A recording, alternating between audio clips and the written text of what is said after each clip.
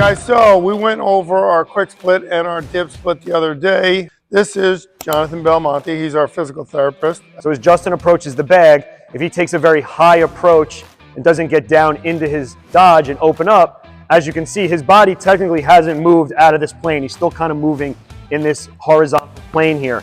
His foot pointed forward and having the weight all in the ball of his foot doesn't allow him to absorb or slow down this deceleration through his knee or his big quad or through his hip complex.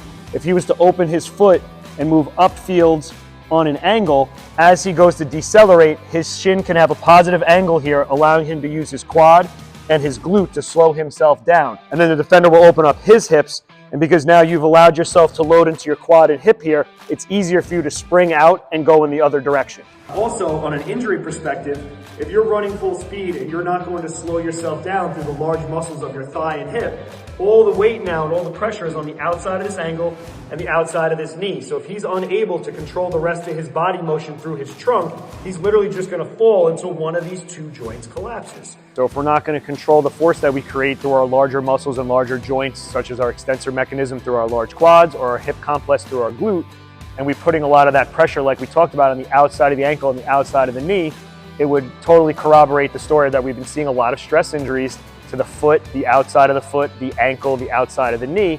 If kids can control their bodies a little better and their force that they're creating, these issues wouldn't come up to begin with. We have to be able to make sure the kids are able to do what we're asking them to do from a mobility and a strength standpoint. Parents, athletes, trainers, anybody that's out there that's looking for any of this type of information or experiencing any of these type of issues, if you guys have any more questions, this is the guy to reach out to.